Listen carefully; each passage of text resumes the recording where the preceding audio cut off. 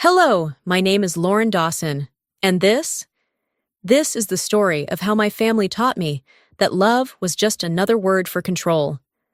I grew up in a house that looked perfect from the outside, elegant, pristine, full of wealth. But inside, it was suffocating. It was a prison built on power, favoritism, and quiet betrayals. When I finally broke free, I thought I was done with them. But last Thanksgiving, I made a mistake. I came back.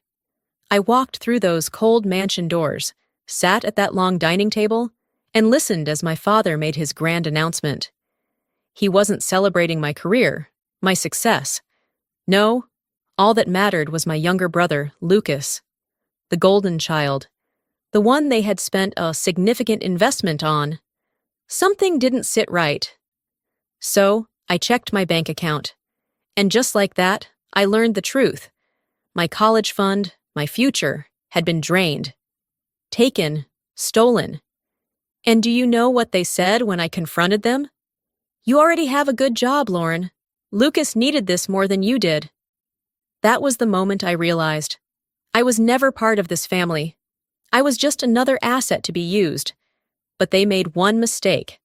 They thought I would stay silent. They thought I would accept it. Instead, I sent them something unexpected. When they opened what they thought was an engagement invite, they found something else. Legal papers. Because this time, I'm not playing by their rules. The Dawson estate loomed in front of me, its grand facade bathed in the soft glow of evening lights. Elegant, timeless, imposing, just like the people inside. My childhood home had always felt more like a monument than a place of warmth. And tonight, that feeling pressed against my chest like a stone. The driveway was lined with expensive cars, each one a symbol of the prestige my father, Robert Dawson, valued above all else.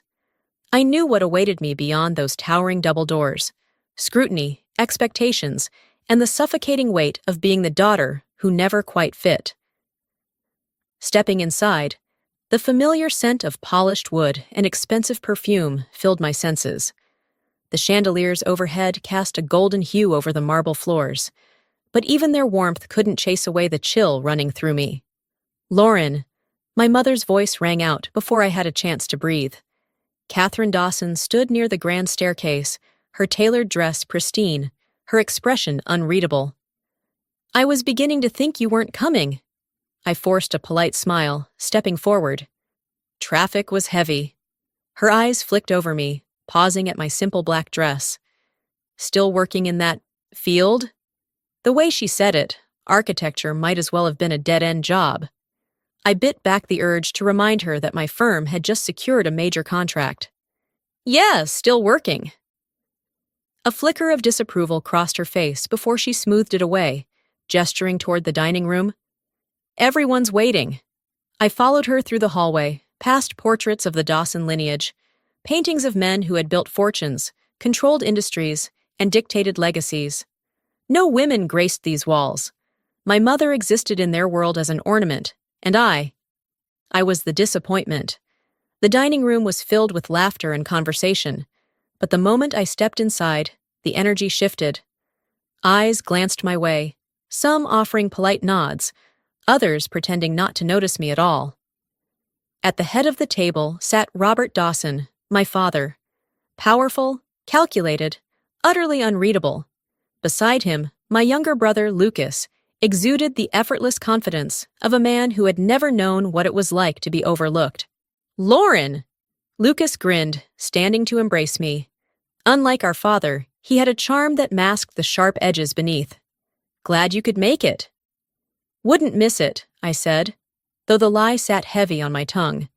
As we took our seats, I noticed the way my father's hand rested on Lucas's shoulder, a silent declaration of where his loyalty lay. Dinner began with the usual pleasantries: business updates, investment chatter, casual remarks that held more weight than they appeared to. I barely spoke, letting the conversation swirl around me like a current I had no desire to fight. Then, my father cleared his throat, the room falling into a hush. "We have some important news to share tonight," he announced, his voice steady, commanding. Our family has made a significant investment in Lucas's future. I set my fork down, fingers tightening around my napkin. The word investment sent an uneasy pulse through my veins. Lucas has been given the opportunity to expand our business overseas, my father continued, pride evident in his tone. This is a major step forward for him, and for us. The table erupted into murmurs of approval, hands reaching for champagne glasses in celebration. I stayed still, an odd sensation creeping up my spine. Something wasn't right. Lucas caught my expression and gave me a placating smile. It's a huge opportunity, Lauren. The family is backing me on this. I forced a nod, but my stomach twisted. My family had never simply given anything. Every gesture, every dollar came with an agenda. I reached for my phone under the table, suddenly needing a distraction. As I absently opened my banking app, my breath caught in my throat. My college fund. Gone. I blinked, willing the numbers to change. I had left that account untouched for years, a safety net I'd built for myself in case I ever needed to escape this family's grasp. And now, it was empty. A cold wave of realization crashed over me. The investment my father had spoken of. It wasn't just in Lucas's career. It was stolen from me. I swallowed the lump rising in my throat, struggling to keep my face neutral as the room buzzed with congratulations. No one knew, no one cared, that my future had just been erased in a single transaction. I clenched my phone, fingers shaking. This couldn't be real. Robert Dawson looks up from his glass of whiskey as I push open the heavy study door, my pulse hammering in my ears. The dim lighting casts deep shadows across the bookshelves lining the walls, their polished wood reflecting the soft glow from the fireplace. The entire room reeks of power and control, his domain, his throne. He sets his glass down with deliberate ease, fingers tapping lightly against the rim as he studies me. What do you want, Lauren?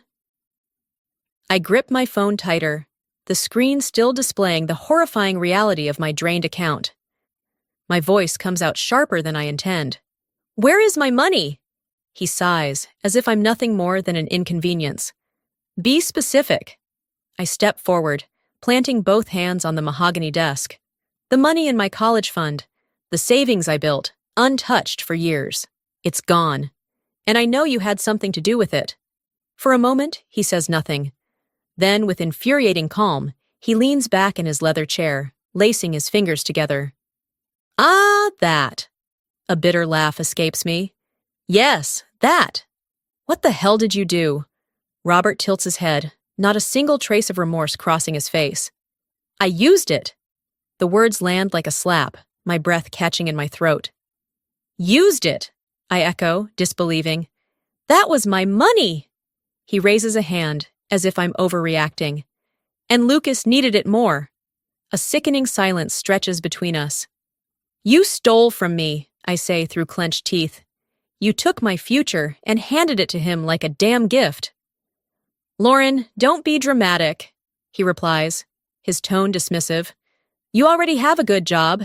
You're making something of yourself. Lucas needed this investment for his career.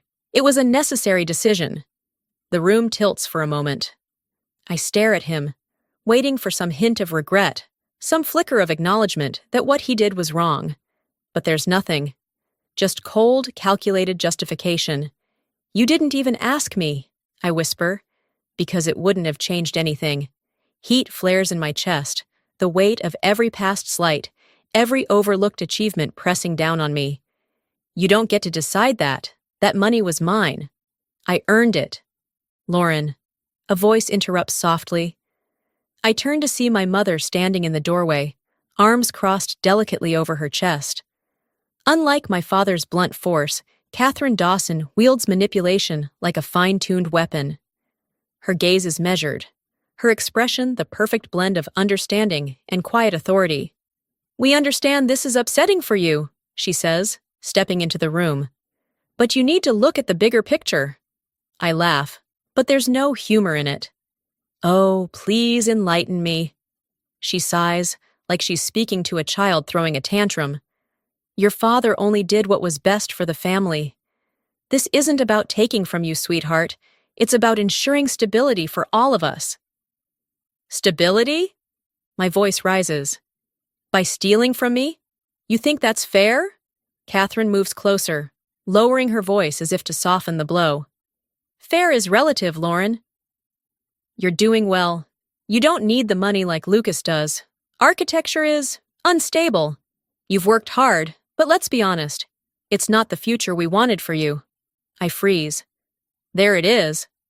The real truth buried beneath their justifications. This isn't just about the money. It's about control. They never wanted me to have independence. They wanted me to fall in line, to let them mold me into something more acceptable. My mother sits on the edge of the desk, her tone shifting to something almost coaxing. There is a way to fix this. You can have your money back. My stomach clenches. What's the catch? Catherine exchanges a glance with Robert before turning back to me. If you agree to leave architecture and pursue something more stable, something we can support, then we will replenish your account. You won't have to struggle. We'll take care of you. I blink at her, stunned. This isn't just theft, it's coercion.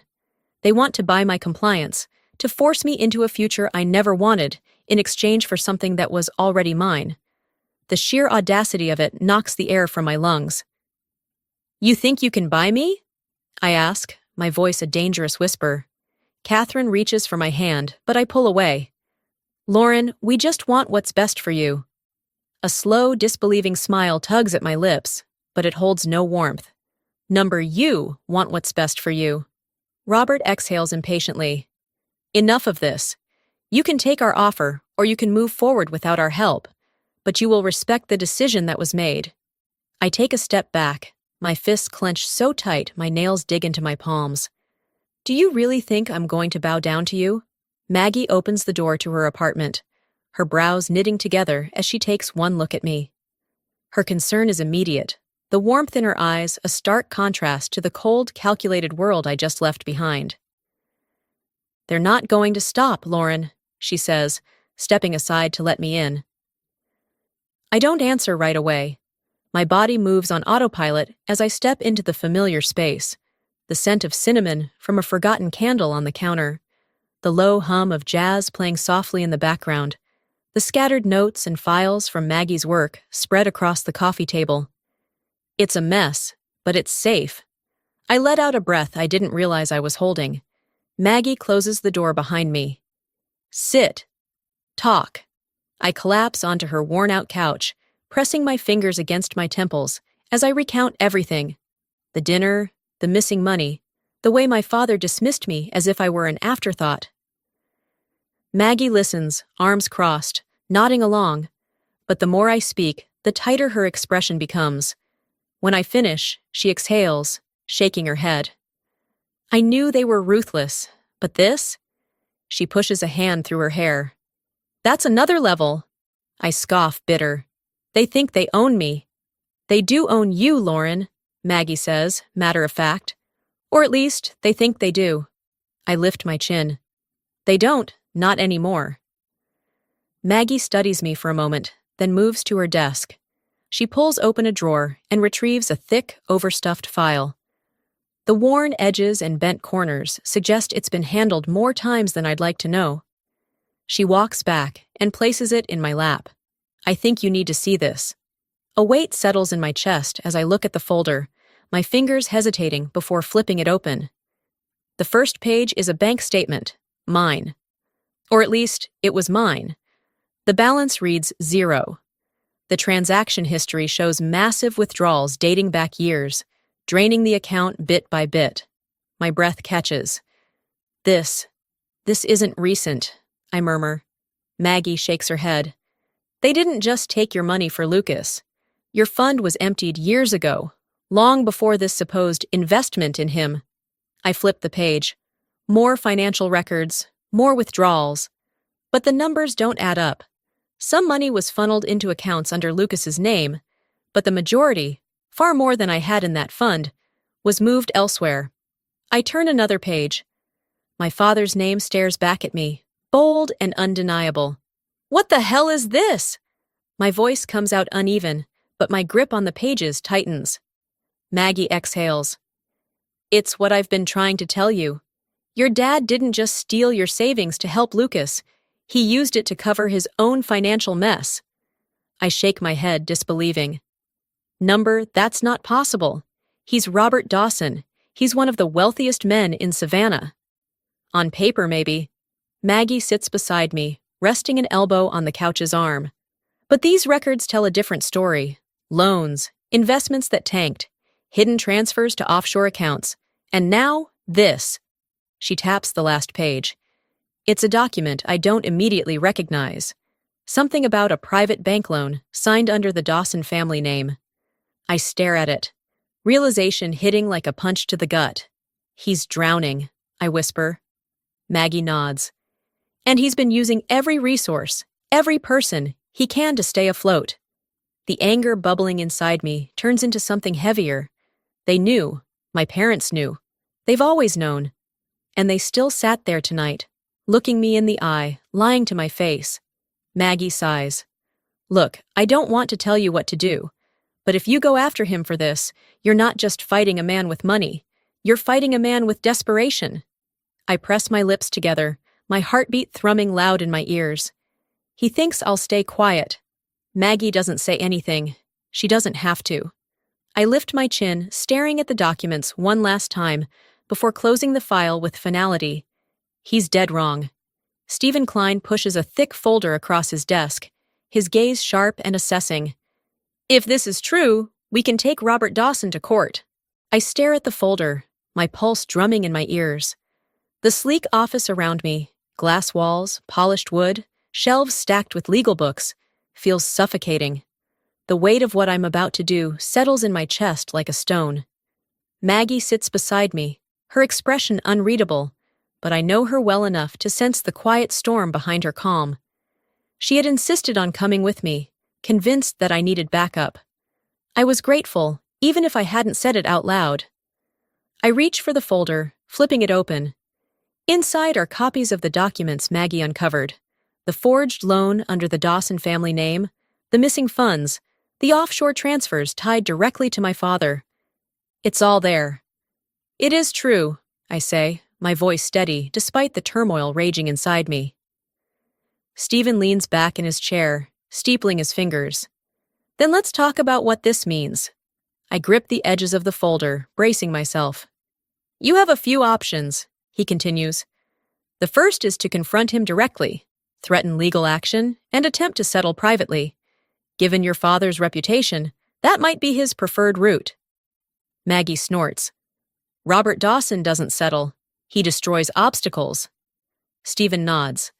Which is why option 2 is a full lawsuit. We take this to court, expose everything, and force him to pay. I exhale slowly. What are my chances? If the evidence holds up? Strong. But Robert Dawson is not just any businessman. He has deep connections, legal teams that have buried scandals bigger than this. He won't go down without a fight. The room is silent for a long moment. I think of my mother's voice, so smooth in its manipulation. You can have your money back if you walk away from architecture. I think of my father's dismissive tone. Lucas needed it more. They had counted on me doing what I always did, accepting it, biting my tongue, playing the part of the obedient daughter. Not this time. I want to fight, I say, my decision solidifying with every breath. Stephen studies me, his expression unreadable. Then he nods. All right. Then we start by gathering more evidence. He reaches for a separate file and pulls out a few sheets. I have contacts who can dig into the offshore accounts. If we find a direct link between those funds and fraudulent activity, we'll have an even stronger case. I nod, but something gnaws at me. What about Lucas? He was a recipient of some of the money. Will this hurt him? Maggie shifts beside me. You're still protecting him? I hesitate. I don't know. Lucas had been given everything, handed opportunity after opportunity, while I had been left to fend for myself. And yet, a small part of me still wanted to believe he wasn't fully complicit. Stephen exhales. Lucas could be a liability, but if he wasn't actively involved in the fraud, he won't take the brunt of this. The focus is Robert. I nod, absorbing the information. One last thing, Stephen says, tapping the desk. Once we move forward, things will escalate. Your father will retaliate. I meet his gaze, my hands curling into fists. Let him. Maggie reaches over, squeezing my arm. You're not alone in this. For the first time in years, I believe her. Lucas swirls the whiskey in his glass, his fingers tapping against the rim as he watches me approach. The dim lighting of the bar casts deep shadows across his face, making his expression unreadable. He exhales, slow and measured, before speaking. So, you really want to destroy this family? His voice is quiet, but there's a sharpness to it that cuts through the ambient hum of conversation around us. I stop beside his table, letting the words settle between us. There's no heat in his tone, no outright anger, just a quiet accusation laced with exhaustion. I slide into the seat across from him. I'm not the one who did the destroying, Lucas. His lips press into a thin line as he takes a slow sip of his drink. He doesn't argue, doesn't deny it, just stares into the amber liquid like it holds all the answers. Did you know? I ask, keeping my voice even. About the money? Lucas sets his glass down, running a hand through his hair. Lauren? Did you know? He leans back, letting out a slow breath. I knew about some of it, he admits, finally looking up at me. Not everything. Dad told me you agreed to help the family, that you... I let out a bitter laugh, shaking my head. Agreed? You actually believed that?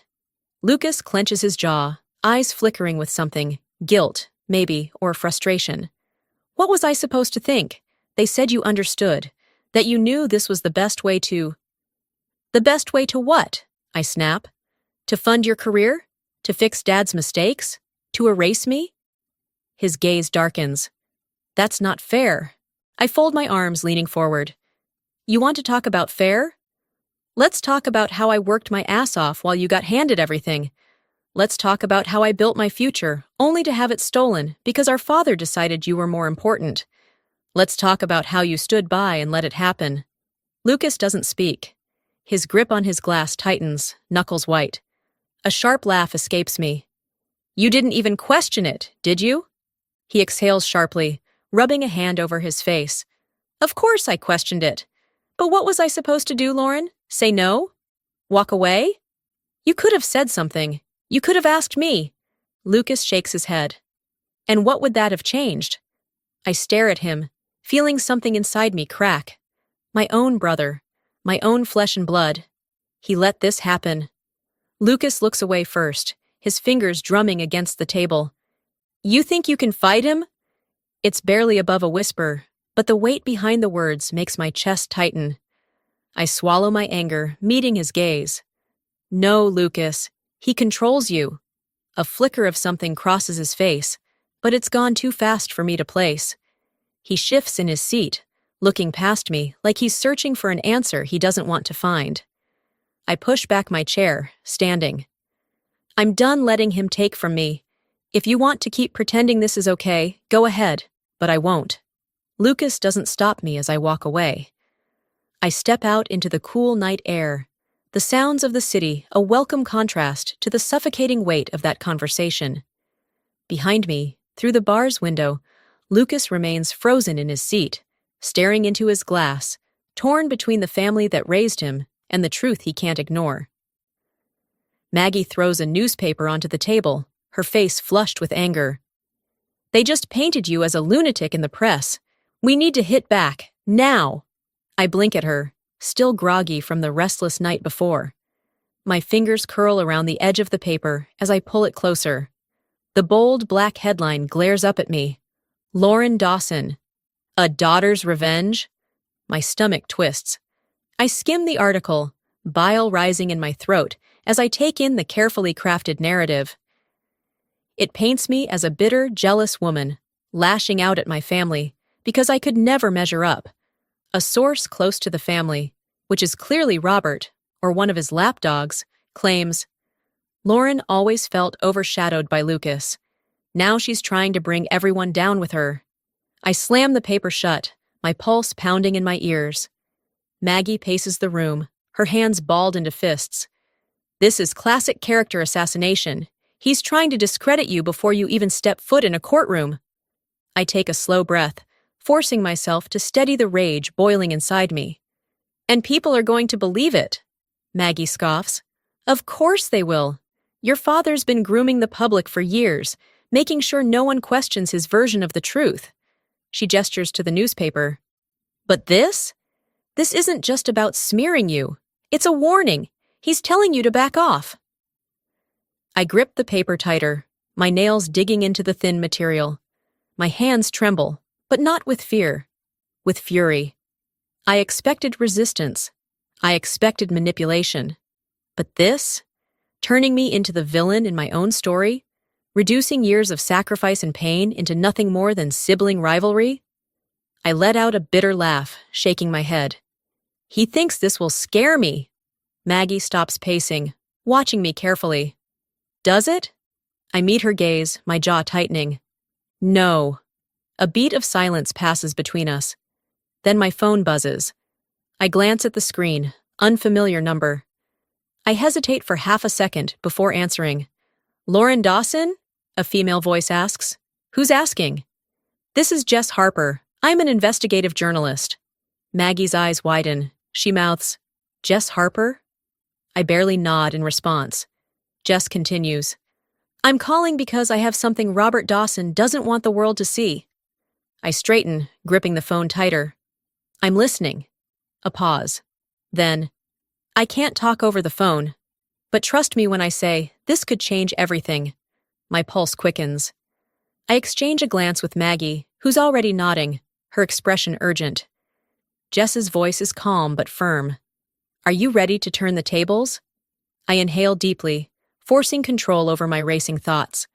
Then I exhale slowly, the fire in my chest settling into something sharper, more focused. Yes. Robert Dawson sits in his office, the dim light casting sharp shadows across his face. His fingers tighten around his phone as he speaks, voice like steel. I don't care that she's my daughter. Find a way to stop her. A pause. The person on the other end murmurs something, but Robert's expression doesn't change. His jaw clenches, his knuckles white against the polished wood of his desk. She has no idea what she's dealing with, he mutters, more to himself than to the caller. I built this empire. I won't let her tear it down. His free hand hovers over a stack of documents, legal briefs, media statements, emergency strategies, damage control. He's always been a step ahead, always known how to manipulate a situation before it spiraled out of control. But this time, there's a wild card. Lauren, his daughter, the one he underestimated. He exhales sharply, shifting his focus. Summon the legal team. I want every loophole explored, every potential lawsuit filed. Find a way to silence her before this spreads. Another pause. Then Robert's lips curve into something resembling a smirk. And get in touch with the media. I want more coverage. Paint her as unstable, irrational. If we control the narrative, she loses credibility. He hangs up without waiting for a response. The door creaks open, and Lucas steps in, his expression tense. His gaze flickers toward the scattered papers, the half-empty glass of scotch, the weight of an empire teetering on the edge. Robert doesn't look up. We need you to make a statement. Lucas hesitates. What kind of statement? His father finally meets his eyes. You need to denounce her publicly. Make it clear that she's acting alone. Distance yourself. Lucas shifts, crossing his arms. You want me to throw my own sister under the bus? Robert's gaze sharpens. She's doing this to herself. Silence. Lucas swallows, then forces out, Are you sure about this? If this goes south, the whole family will be ruined. Robert slams his fist against the desk. The sound echoes through the room like a gunshot. We will be ruined if she wins. His voice is low, dangerous. You don't have a choice. For the first time, Lucas doesn't immediately respond. His father's words are absolute, a command rather than a discussion, but something inside him shifts. He lowers his head, nodding stiffly before stepping back toward the door. His hand hovers over the handle, his mind racing. For the first time in his life, he isn't sure if his father is right. Maggie slams a newspaper onto the table, her eyes blazing with fury. "They just called you a liability to the company. This is war." I pick up the paper with measured movements, though my pulse is hammering. The front page features a picture of me, an old one from a charity gala years ago, back when I was still playing the role of Robert Dawson's obedient daughter. Lauren Dawson, the bitter heiress, clawing for relevance. I force myself to read it, even as my stomach twists. The article paints me as an unstable, jealous woman who couldn't handle living in Lucas's shadow. It suggests that I'm making baseless accusations against my own family as a desperate grab for attention. They don't outright say I'm lying, but they don't have to. The implication is enough. Maggie is pacing beside me, barely containing her anger. "This is calculated. Every word, every angle, every source. They're making you look like an unhinged brat who just wants to tear down her own family."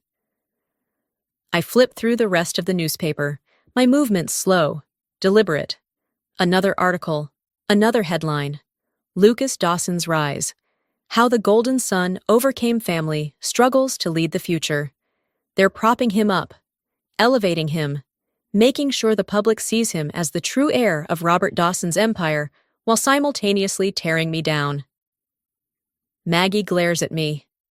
"Why aren't you saying anything? Are you not furious right now?" Oh, I am. But fury alone won't win this fight. I exhale through my nose, folding the paper neatly before setting it back on the table. They're doing exactly what I expected them to. Maggie pauses, watching me closely. "And?" I lift my gaze to hers. "And I'm not playing their game." Before she can respond, my phone buzzes. I glance at the screen. Unknown number. Maggie leans in. It could be another hit piece waiting to happen. Or it could be something else entirely.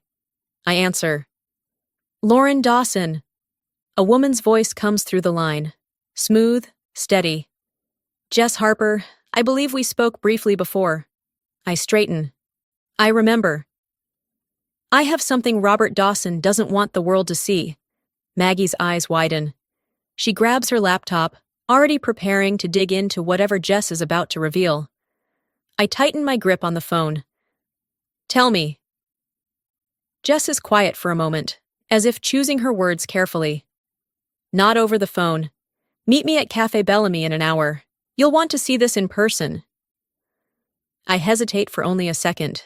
Then, "I'll be there."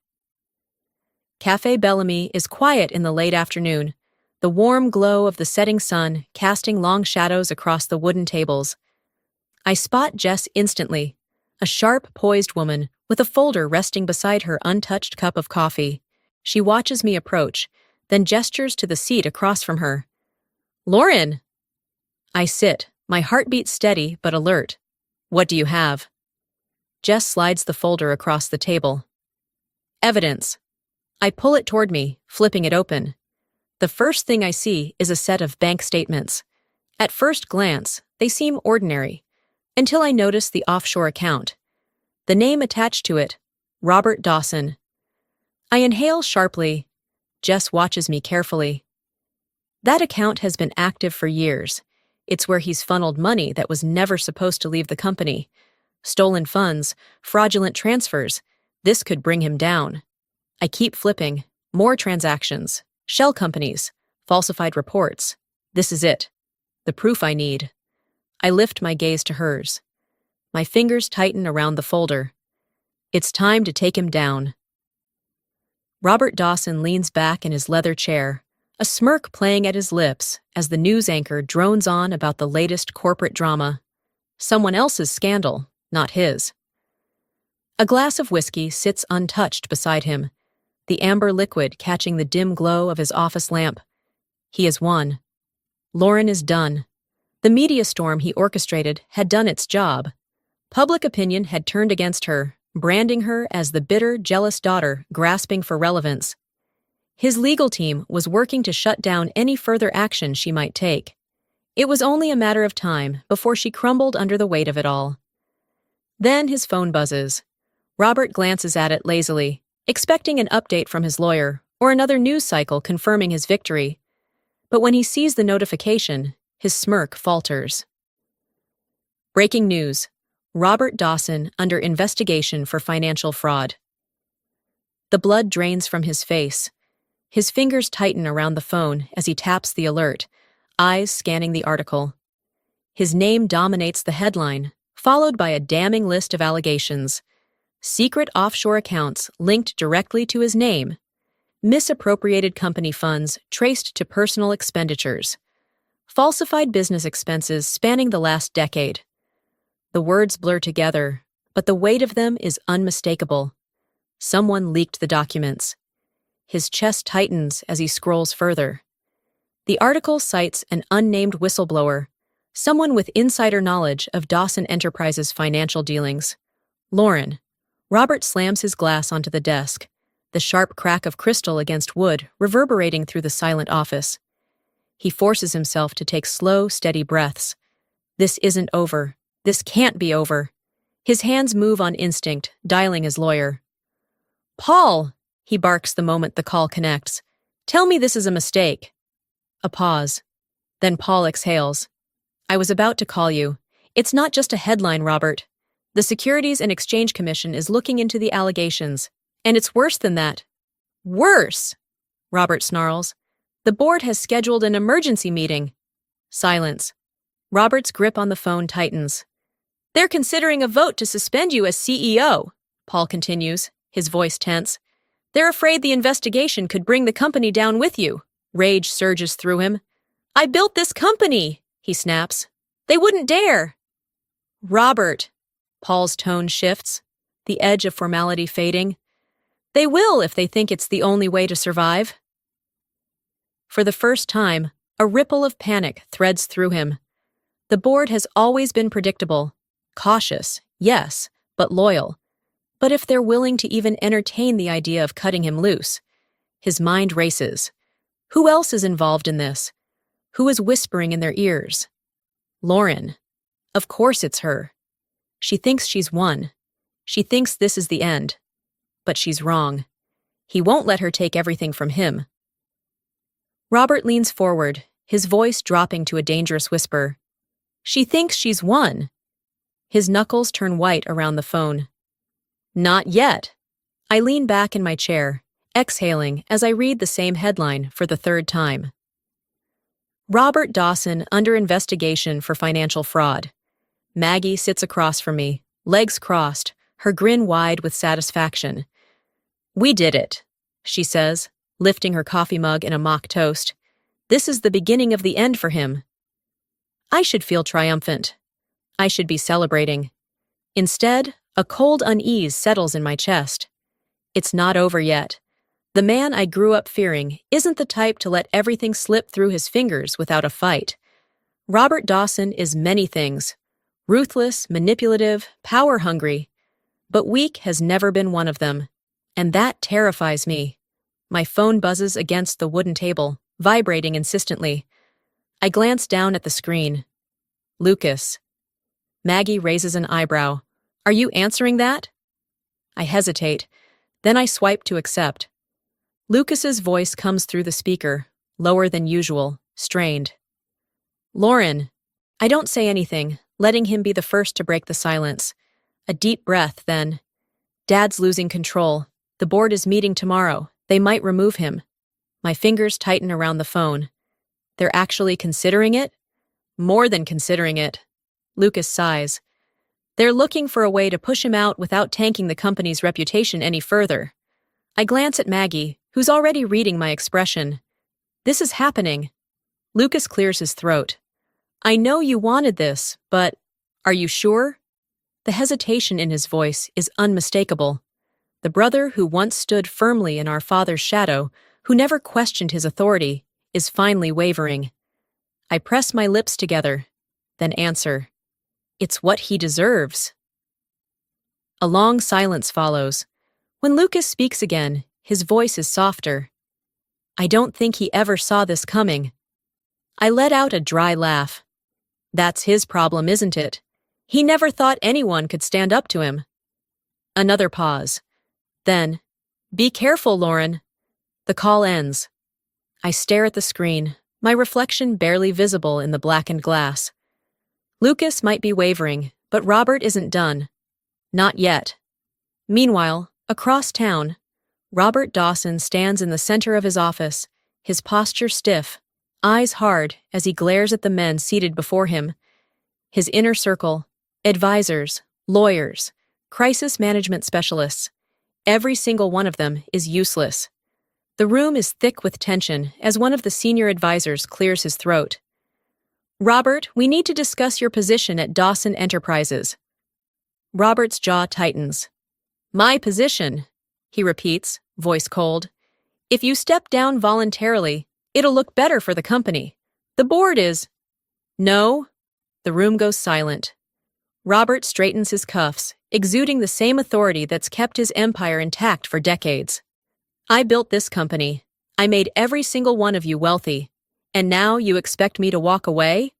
A younger lawyer shifts in his seat. If the board votes against you, you won't have a choice. Robert stares at him, unblinking. There is always a choice. He turns toward the window, looking out over the city skyline.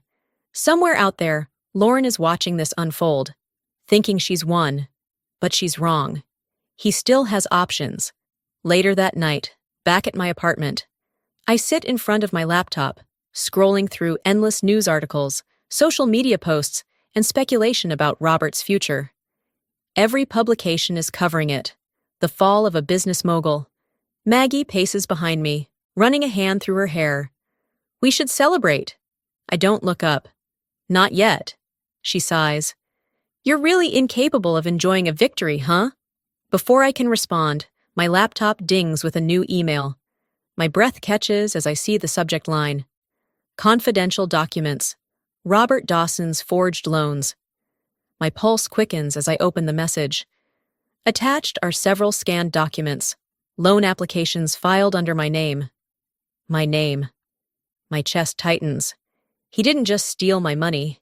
He forged loans under my identity. Maggie leans over my shoulder, eyes widening. Lauren, this is it. I stare at the documents, my fingers hovering over the keyboard. Robert Dawson is finished. Time to end this.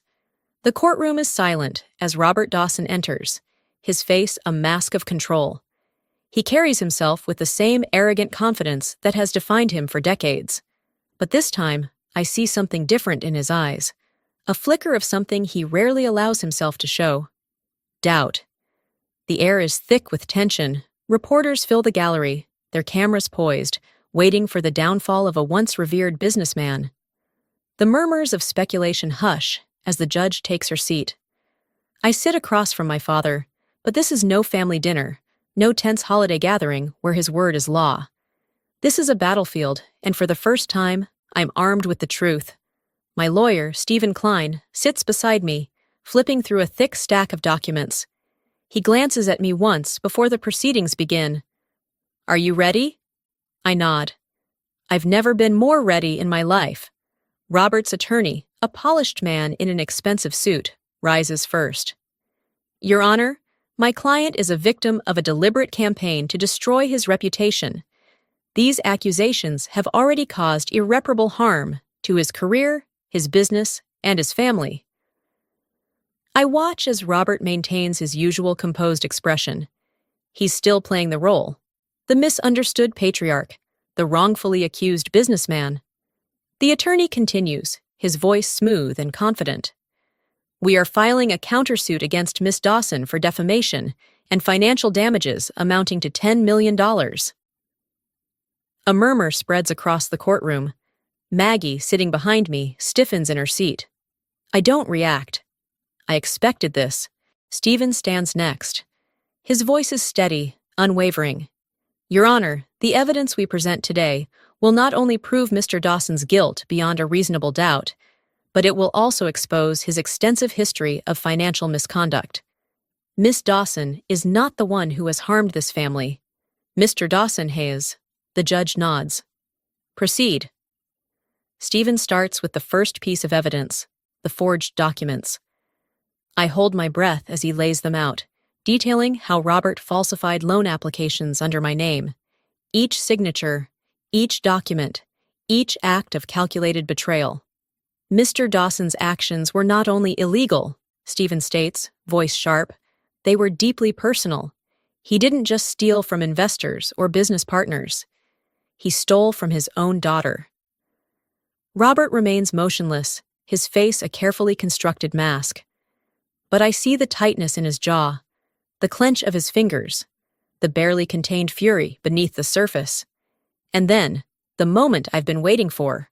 Lucas is called to the stand. I turn to look at him as he rises, walking slowly toward the witness stand. He's paler than usual, his expression tense. As he sits down, the bailiff swears him in. The courtroom is silent.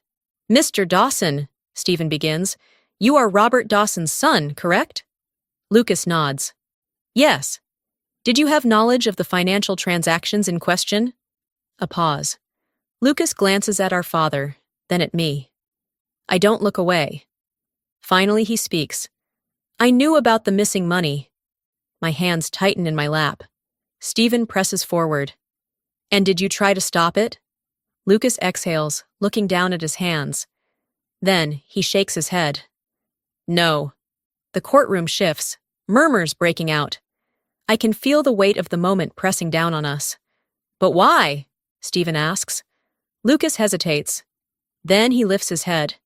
Because my father told me Lauren had agreed to it, that she wanted to help the family.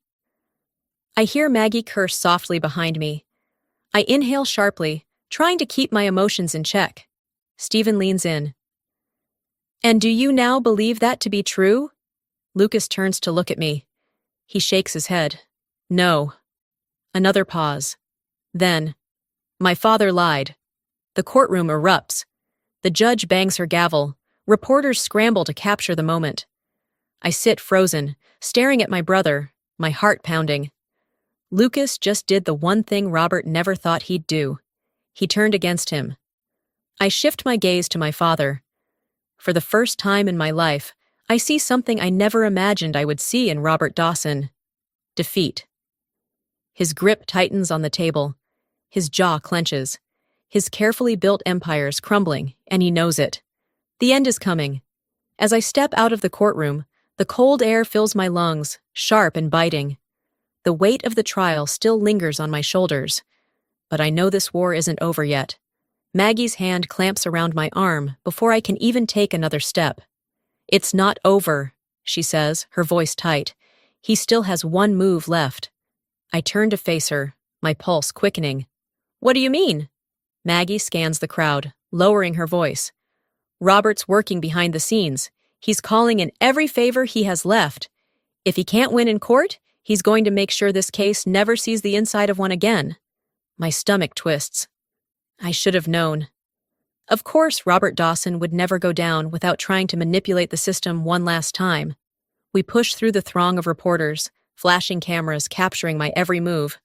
My phone buzzes in my pocket, but I ignore it for now.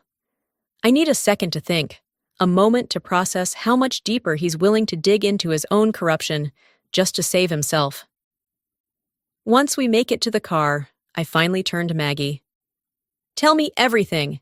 Inside my apartment, I pace the floor, heart pounding as Maggie lays it all out. He's bribing key figures to stall the case. If he gets to the right people, this lawsuit could be buried in red tape for years. I clench my fists. So what do we do? Maggie exhales sharply, running a hand through her hair. We need leverage, something that forces his hand. If we wait, we lose. My mind races. The evidence we presented was damning, but Robert has lived his whole life navigating around accountability. If anyone knows how to buy his way out, it's him.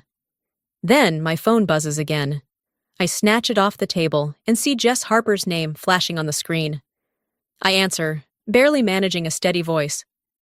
Jess? Lauren. Her tone is urgent. I have something. Someone, actually. I exchange a glance with Maggie before stepping away, gripping the phone tighter. Who? A source inside Dawson Enterprises. They're willing to testify, but there's a catch. Of course there is. They're afraid. If they speak out, they need protection. I press my fingers to my temple, exhaling. And you trust them? Jess pauses. I do, but you need to act fast. If Robert finds out, he'll make sure they never get the chance to talk. I nod, though she can't see me. Where can I meet them? You can't, Jess says. Not yet, but they're willing to provide something else in the meantime, something big. What is it? There's a rustle on the other end of the line. Then Jess speaks again. Bank records, offshore accounts, money funneling, everything, direct ties to some very powerful people who will not be happy if this gets out. I inhale sharply. If that's true, this isn't just about Robert anymore. If I expose him now, I won't just be taking him down. I'll be taking down everyone who enabled him. Maggie must see the shift in my expression. What is it? She asks. I lower the phone slowly, my pulse hammering in my ears. We're going public. She nods, already grabbing her laptop. Then let's burn it all down. I stare at the screen, my fingers hovering over the keyboard. The weight of the moment is pressing in on me, but there's no hesitation left. I type a single message to Jess. Get your cameras ready. Robert Dawson steps into the boardroom, his usual confident stride noticeably stiffer. The weight of something unseen presses down on the air, thick and suffocating. His advisors, men who had once hung on his every word, exchange glances but say nothing. He knows something is wrong. He knows before he even turns his head and sees the cameras. Before he registers the unfamiliar faces in the room, reporters, journalists, all poised like vultures, waiting for a dying animal to collapse. The Dawson Enterprises Board of Directors sits at the long, polished mahogany table, their expressions unreadable. The tension in the room coils tighter when a man steps forward, a man Robert recognizes. Anthony Graves, his own chief financial officer. Bile rises in Robert's throat. Not him. Lauren watches it all unfold from her own vantage point. She stands near the back of the room, next to Jess Harper, who has her recorder on, her phone streaming everything live. Robert squares his shoulders and approaches the board, his voice low but firm. What the hell is this? One of the board members, a gray-haired man who had once been an ally, clears his throat. Mr. Dawson, we've convened this meeting in response to certain allegations that have been brought to light. The cameras flash. Robert's jaw clenches. Allegations! He scoffs, shaking his head. You're entertaining rumors now? Anthony Graves steps forward. Not rumors. His voice is even, but the hint of guilt is there. Facts. Lauren sees it. The flicker of fear in Robert's eyes, quickly masked by cold fury. Then Anthony speaks again, and the room stills. Mr. Dawson, he begins, I have spent the last decade managing Dawson Enterprises financials under your direct orders.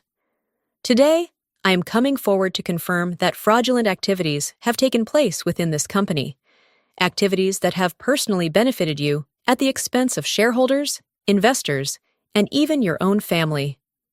A ripple of whispers spreads through the boardroom. The reporters lean in, microphones at the ready. Robert doesn't blink. That's an outrageous accusation.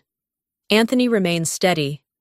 The offshore accounts in the Caymans, the misappropriated company funds, the falsified loan applications, the personal siphoning of money that should have gone to Dawson Enterprises itself. Click, click, click. More camera flashes. Lauren holds her breath, watching her father navigate the flames she set around him. He was always good at talking his way out of things. But not this time. Robert lets out a dry laugh. You have no proof. Jess Harper steps forward, holding up a folder. We do. She sets it down on the table in front of the board. Bank statements, signed documents, witness testimonies. It's all here. Robert's hand twitches. One of the board members opens the folder, scanning the contents. The moment their face pales, Lauren knows. It's over. The room descends into controlled chaos. Reporters hurl questions. Board members exchange urgent whispers. And Robert is silent. He knows there's no spinning this. The board chairwoman finally raises a hand. "I believe we have all seen enough," she says, voice firm. Effective immediately, Robert Dawson is removed as CEO of Dawson Enterprises. He will no longer have any involvement with this company in any capacity. Lauren watches as the words hit him like bullets. Removed. Barred. Erased. His life's work, the thing he fought tooth and nail to control, is gone in an instant. But the final blow hasn't landed yet. A pair of heels click against the floor. Catherine Dawson steps forward, Robert's wife, Lauren's mother. For years, she stood beside him, playing the role of the perfect corporate wife. For years, she excused his behavior, softened his cruelty, reinforced the family's image. For years, she played the game. But now, she looks at Robert with something unreadable in her eyes. And when she speaks, her voice is even. "You did this to yourself, Robert." For the first time, Robert is truly alone. The silence is suffocating.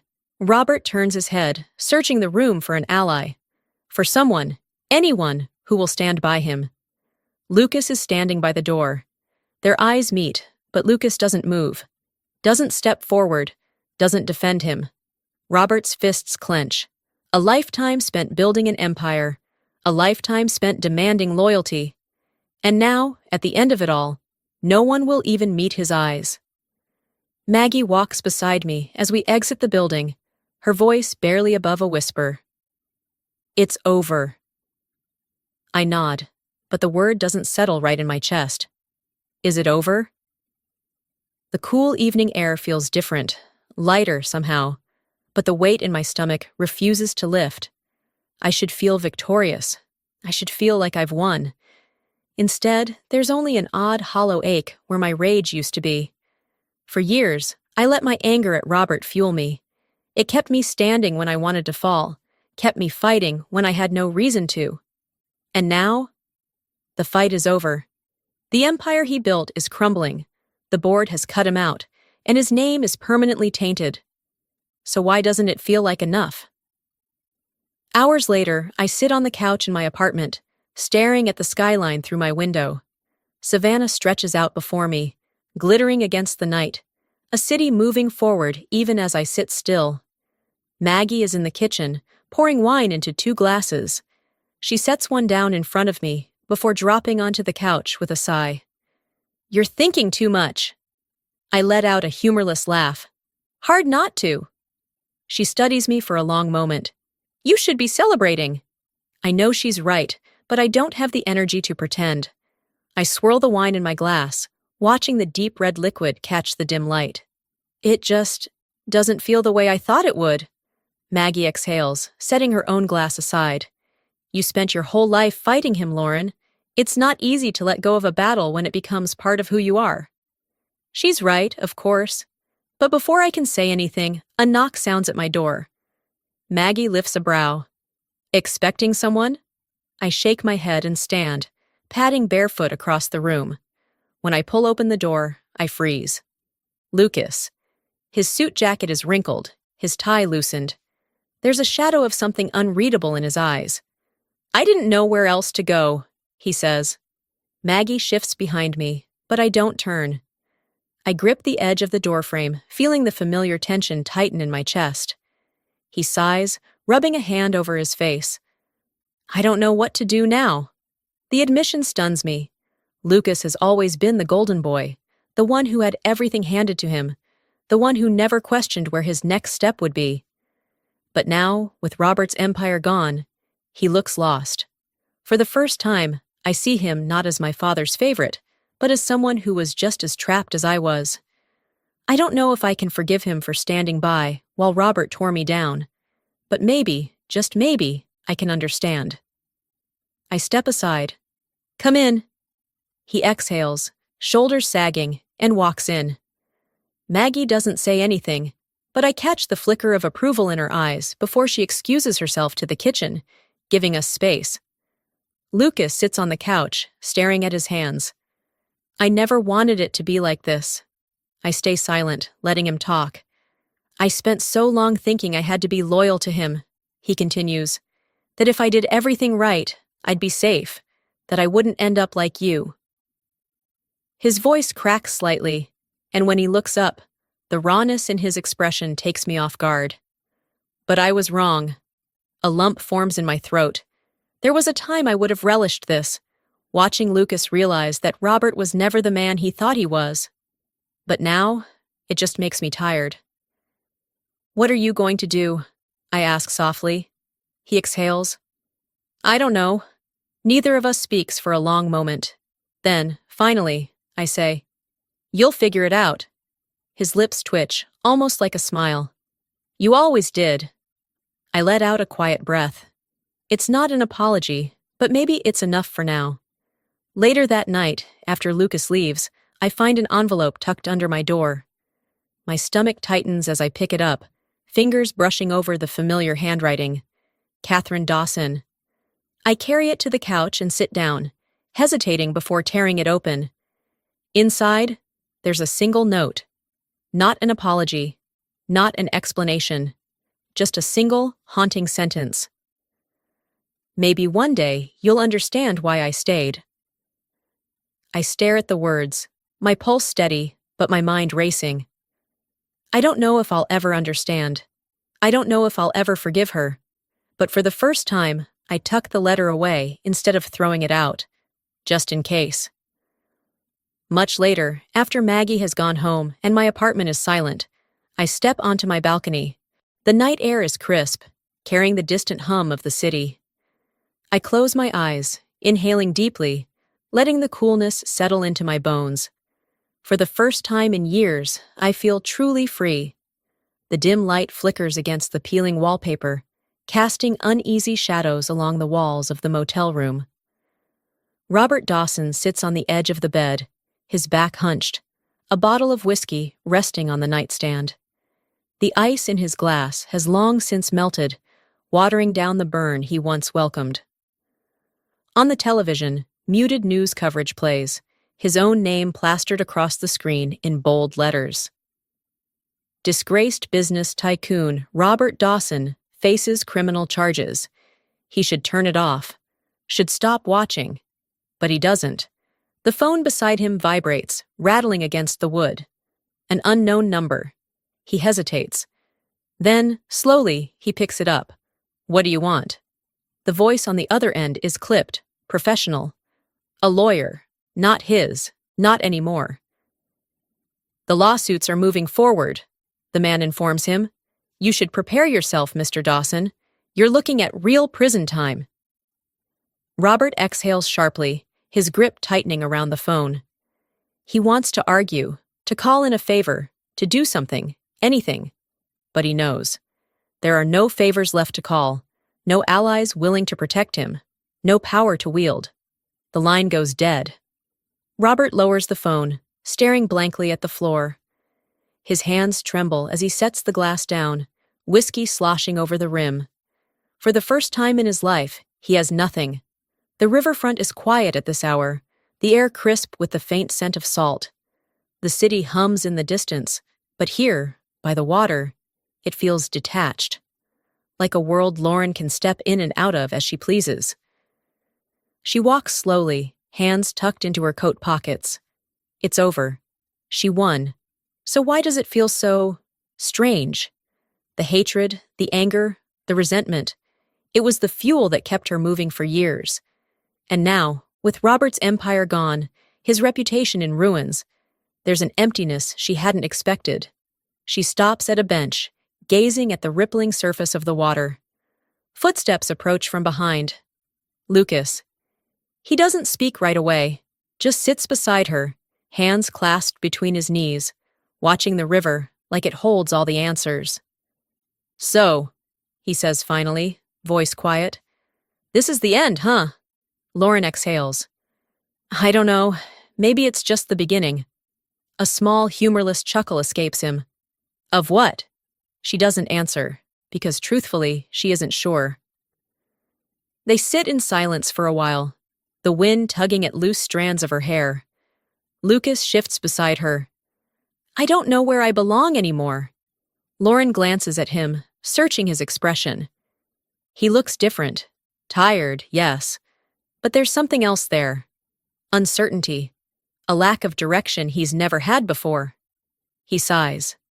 I was always the golden child, but I never knew what that really meant. Now I don't have to be. She tilts her head. So what are you going to do? He huffs a laugh, shaking his head. That's the thing, I have no idea. For a long time, she would have used this moment to twist the knife, to remind him that he benefited from their father's manipulation while she was cast aside. But now, watching the lost look on his face, she realizes something. Lucas was never free either. Maybe none of them were. She leans back, exhaling into the cool night air. Then figure it out, Lucas. His head turns toward her, eyes narrowing slightly. But this time, she says, voice softer, do it for yourself. Lucas studies her for a moment. Then, slowly, he nods. He stands, shoving his hands into his pockets, staring out at the water for a few more seconds before turning away. Lauren watches him walk off, unsure if their relationship will ever truly heal. But at least, for the first time, they are both free to be their own people. Across the city, Robert remains in his motel room, gripping his glass with white-knuckled fingers. The empire he built is gone, and no one, not his family, not his colleagues, will even pick up the phone. The apartment is nearly empty now, the walls stripped of their memories, the floors cleared of footprints that once told a story. Boxes are stacked by the door, each one filled with fragments of a life Lauren is ready to leave behind. She exhales, staring out the window at the Savannah skyline one last time. This city had shaped her. It had tested her, broken her, and, in the end, forced her to rebuild herself. And now, it was time to go. Maggie steps inside, brushing dust off her hands. That's the last of it. She glances around. Weird seeing this place like this. Lauren smirks. Weirder knowing I won't be coming back. Maggie folds her arms, watching her carefully. Are you ready for this? Lauren doesn't hesitate. I've never been more ready. A knock at the door interrupts them. Lauren turns, and for a moment, she considers ignoring it. But when she pulls the door open, Lucas stands there, hands shoved into his pockets.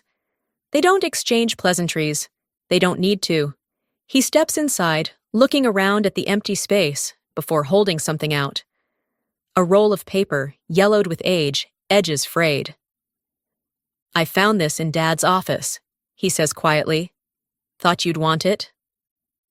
Lauren unrolls it, eyes widening slightly. It's a blueprint. Her blueprint. The first building she ever designed, drawn with shaky hands, and an old pencil when she was just a kid. She exhales, tracing the lines with her fingers. I thought this was lost. Lucas shifts awkwardly. He kept it. Lauren nods, something tightening in her chest. After everything, she realizes, not all ties to her family have to be severed. Some, like this, are worth holding on to. Lucas glances at her. So, where are you going? Away, she says simply. Somewhere I can start over. Lucas hesitates, then nods. Good. That's all they say. No apologies, no forced reconciliations. Just a quiet acknowledgement of something neither of them can quite define. Lucas turns toward the door. Take care, Lauren. She watches as he leaves, wondering if this is the last time she'll see him. Maybe it is. Maybe it isn't. But whatever happens, she knows one thing. They are finally free to be their own people. The drive to Catherine Dawson's house is silent. Lauren doesn't expect much, but she needs closure. Her mother opens the door, expression unreadable. You're leaving, Catherine states. Lauren nods. I am. A long pause. Then Catherine exhales, arms crossing.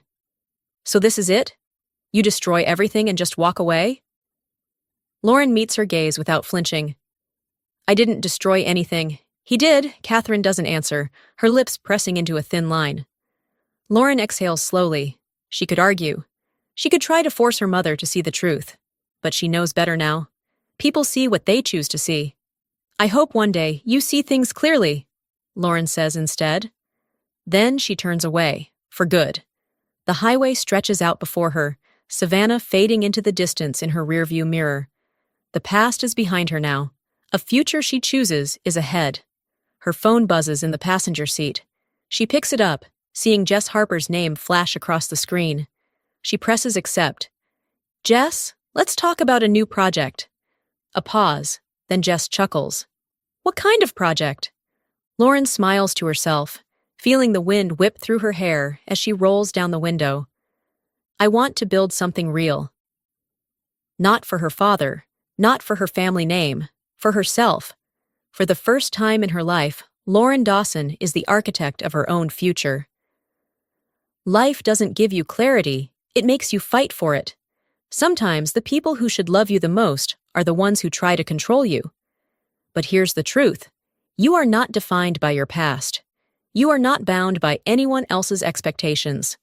Strength isn't about winning battles. It's about choosing yourself, even when the world tells you not to. If you've ever felt lost, trapped, or underestimated, know this. You are more than what they tried to make you. If this resonates with you, subscribe and join me on this journey of reclaiming our own stories.